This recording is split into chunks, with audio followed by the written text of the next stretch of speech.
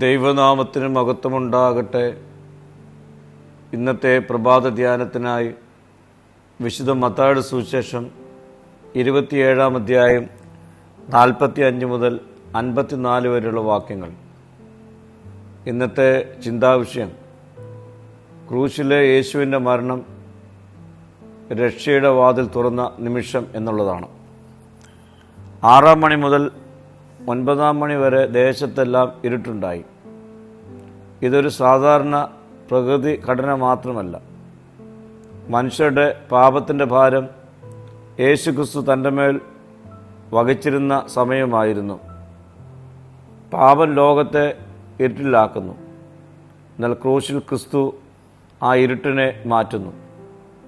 ക്രൂശിൽ യേശു നിലവിളിക്കുന്നത്, എൻ്റെ ദൈവമേ, എൻ്റെ ദൈവമേ, നീ എന്നെ കൈവിട്ടത് എന്ത് എന്നാണ്.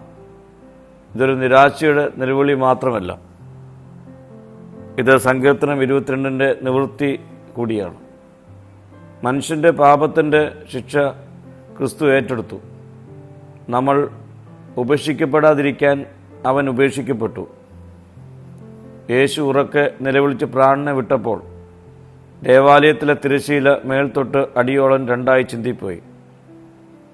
ഇത് സൂചിപ്പിക്കുന്നത് മനുഷ്യനും ദൈവത്തിനുമിടയിലെ മതിൽ പൊളിഞ്ഞു എന്നാണ്.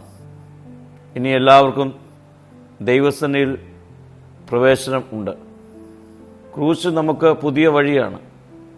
ക്രിസ്തുവിൻ്റെ മരണം ഒരു സാധാരണ മരണമല്ല. അതിന് ആകാശവും ഭൂമിയും പ്രതികരിക്കുന്നു. ഇതെല്ലാം കണ്ട് ക്രൂശിനരികിൽ നിന്ന റോമൻ പടയാളി പ്രതിവദിക്കുന്നത് ഇവൻ സത്യമായി ദൈവപുത്രനായിരുന്നു എന്നാണ്.